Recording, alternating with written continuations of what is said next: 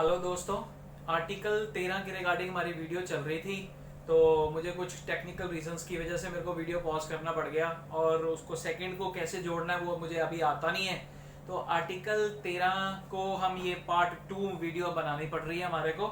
तो इसमें पार्ट 2 में मैं आपको थोड़ा सा आगे आर्टिकल का जो 13 का जो है सबसेक्शन जो सा अपना 4 है कौन सा है वो उसके बारे में बात करेंगे, और जो थोड़ा सा रेस्ट ऑफ द टॉपिक जो बच गया है उसके बारे में मैं आपको थोड़ा सा समझाने की प्रॉपरली कोशिश करूंगा कि भी ऐसा समझाऊं कि आपको याद रह जाए।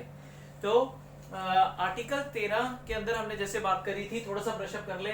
1 2 3 तक बात करी थी, उसके बाद बताया था कि भाई जो क्लॉज 4 उसके अंदर है वो आफ्टर अमेंडमेंट आया था।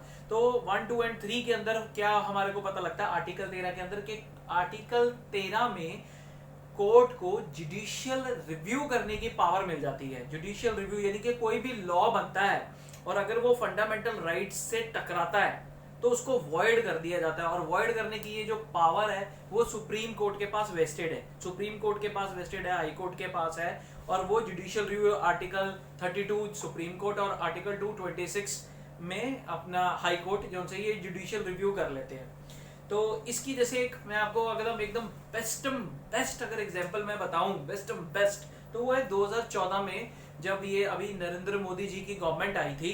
तो उस टाइम पर 2014 में इतनी हाई मेजोरिटी में गवर्नमेंट आने के बाद उन्होंने एक लॉ पास किया था, उसने किया नेशनल जुडिशियल अपॉइंटमेंट कमीशन। ये 2014 के एंड में पास हुआ था, पार्लियामेंट ने पास किया था। इसमें क्या था, जजेस के अपॉइंटमेंट के सिस्टम को थोड़ा सा चेंज कर दिया गया था, लेकिन अगले साल एक साल बाद ही उसको सुप्रीम कोर्ट में उसी को लॉ को उन्होंने उसको वॉइड करार कर दिया। तो उससे क्या हुआ कि भी वो जो इतने जो पार्लियामेंट ने इतनी मेजॉरिटी में जो लॉ पास किया हुआ था उसको उन्होंने सुप्रीम कोर्ट ने वॉइड कर दिया। ये है एक जुडिशियल रिव्यू का पावर है कि एक एग्जांपल है हमारे पास, सेट एग्जांपल है कि भी जिस जो पार्लियामेंट ने पास आउट किया सुप्रीम कोर्ट में गया और सुप्रीम कोर्ट ने उसको वॉइड करार कर दिया। अब हम बात करेंगे, ये तो जुडिशियल रिव्यू के बारे में बात होगी आर्टिकल 13 के। अब हम बात करेंगे आर्टिकल 13 के अंदर जो हमारा सब क्लॉज 4 है, जो 4 के बारे में हम बात कर रहे हैं कि भी उसके रिगार्डिंग हमने थोड़ा सा और डिटेलिंग में जाएंगे। ये सब डील करता है आर्टिकल 368 के रिगार्डिंग। आर्टिकल 368 आगे हम इसमें फर्दर डिटेल में जाएंगे, लेकिन इसमें होता क्या, आर्टिकल 368 के अंदर हमारे को पावर मिल जाती है कि भी हमें कोर्ट हमारे पार्लियामेंट को गवर्नमेंट को पावर मिलती है कि आर्टिकल 368 के अंदर वो कॉन्स्टिट्यूशन की भी कोई अमेंडमेंट करके कोई लॉ बना सकता है, उसके अंदर पावर आ जाती है। और अगर कॉन्स्टिट्यूशनल अमेंडमेंट करनी है, मोटी मोटी बात, अगर कॉन्स्टिट्यूशनल अमेंडमेंट करनी है, कोई लॉ नया बनाना है through amending the constitution, sorry, तो उसके लिए आर्टिकल 368 के अंदर करते हैं।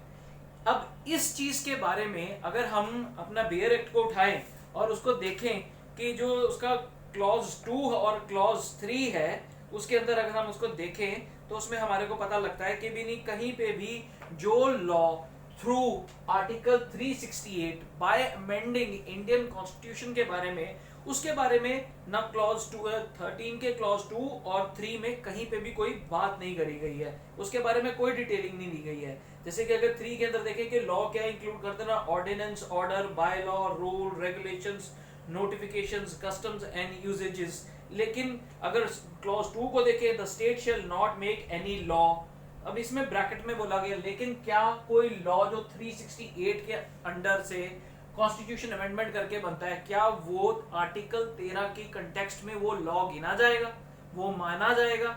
इसके ऊपर एक क्वेश्चन मार्क था। तो क्या हुआ 1951 में ये 4 मेन केसेस हैं, ये 4 मेन केसेस हैं, बहुत ही इंपॉर्टेंट है। ये हमारे को क्लॉज जो इसका 4 है उसको समझने में, अच्छे से समझने में मदद करेंगे।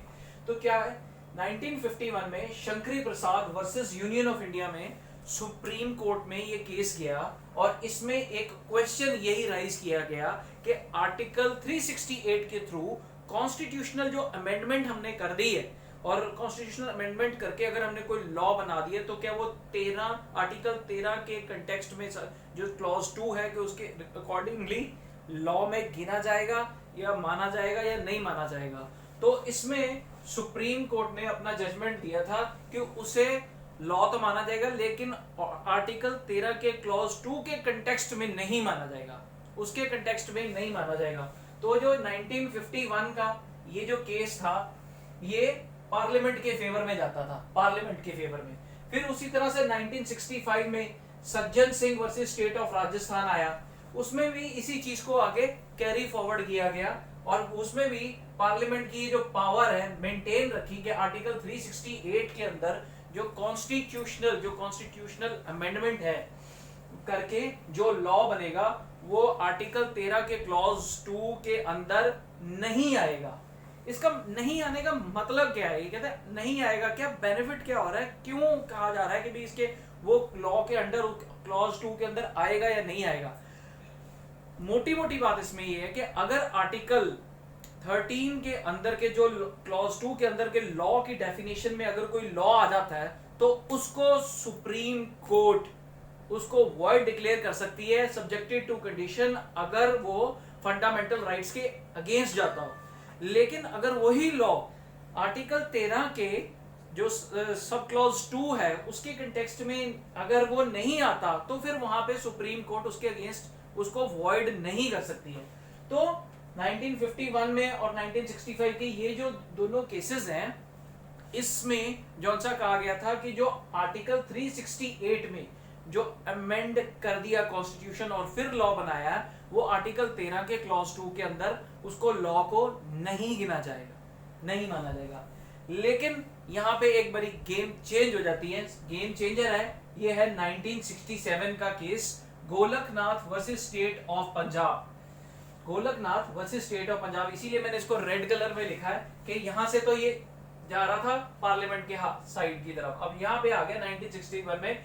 यहाँ पे सुप्रीम कोर्ट ने अपनी इन दोनों जजमेंट्स को ओवर रूल्ड कर दिया और इसमें कहा कि जो आर्टिकल 13 के क्लॉज 2 के अंदर जो लॉ लिखा हुआ है उसके अंदर ऑर्डिनरी लॉ और लेकिन जो कॉन्स्टिट्यूशन को अमेंड करके आर्टिकल 368 के थ्रू अमेंड करके जो भी लॉ बनेगा वो भी उसी के ब्रैकेट के अंदर आएगा। और इसका मतलब ये हो गया कि अब वो लॉ अगर फंडामेंटल राइट को अगेंस्ट जाता है, इन्फ्रिंज करता है, तो सुप्रीम कोर्ट के पास पावर आ जाएगी उसको वॉइड करने की। तो ये 1967 का इधर ये सुप्रीम कोर्ट में मैंने लिखा है, इधर आपको समझ में आ जाएगा कि यहाँ पे इसको यहाँ पर आ गया। इससे क्या हुआ, सुप्रीम कोर्ट की जो सी है वो स्ट्रेंथ जो सी है, स्ट्रेंथ जो पावर है वो पार्लियामेंट से बहुत ज्यादा बढ़ गई, बहुत ज्यादा बढ़ गई। ये दोनों तो इधर पार्लियामेंट के फेवर में आ गई, ये ओवर रूल हुआ तो सुप्रीम कोर्ट ज्यादा पावर में आ गई। अब क्या हुआ, जब ये 1967 में ये हुआ उसके बाद जाकर 24th amendment in the Indian constitution parliament ने कर दिया और तब इसको क्लॉज 4 को इंट्रोड्यूस किया गया। उसको इंट्रोड्यूस करने के बाद उसमें ये कहा गया कि जो आर्टिकल 368 उसके अंदर बेयर एक्ट की लैंग्वेज में उन्होंने यहाँ पे सीधा सीधा उसमें बता दिया है, पेज नंबर 10 उसमें लिखा है nothing in this article shall apply to any amendment in this constitution made under article 368। अब इसके अंदर ये आ गया कि जो 368 के अंदर अगर कोई भी कॉन्स्टिट्यूशनल अमेंडमेंट के थ्रू आएगा वो इधर के लॉ के अंदर इसके जो क्लॉज 2 है उसके अंदर कंसीडर नहीं किया जाएगा। फिर से अपने आप को स्ट्रेंथ अप करने के लिए इन्होंने अमेंडमेंट कर दी। अब ये जो सी अमेंडमेंट हुई 1971 में 24th अमेंडमेंट के थ्रू ये क्लॉज 4 एग्जिस्टेंस में आ गया। इस तरह से फिर से पार्लियामेंट ने अपने आप को फिर से रीगेन कर लिया कि भी भैया हम तो लॉ बना सकते हैं और ये लॉ जो है वो चैलेंज नहीं कर पाएगा, कोई इसको वॉइड नहीं कर पाएगा सुप्रीम कोर्ट में। उसके बाद क्या हुआ, ये बेंचमार्क केस है 1973 में Kesavananda Bharati versus state of Kerala. इसमें फिर से जौन सा है जो ऑर्डर है इसको ओवर रूल कर दिया गया। ये भी इसमें भी सुप्रीम कोर्ट ने ओवर रूल कर दिया गया।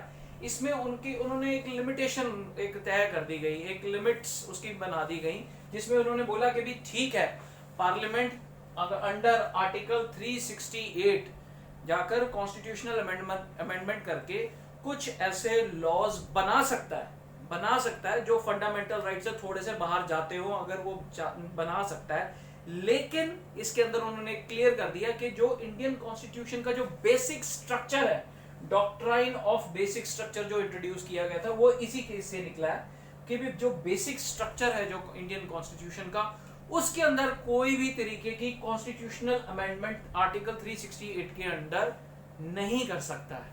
तो this is the thing about complete article 13। I hope मैंने पूरी शिद्दत से जो मैंने अभी ये वीडियो बनाई है, मैंने कोशिश पूरी करी है कि भी आपको समझ में आ जाए, और मैं पूरा कामयाब हूँ कि भी आपको सिर्फ समझ ना आए, आपको याद भी रहे। तो फिर भी अगर कोई कमी पेशी है तो मेरे को ज़रूर गाइड करें, कमेंट्स में ज़रूर बताएं, जिससे मैं अपनी वीडियोस को और इम्प्रूव कर सकूं और आपको ये प्रॉपरली मैं बता सकूं कि भी आपको ये मेमोराइज हो जाए अच्छी तरीके से। Thank you.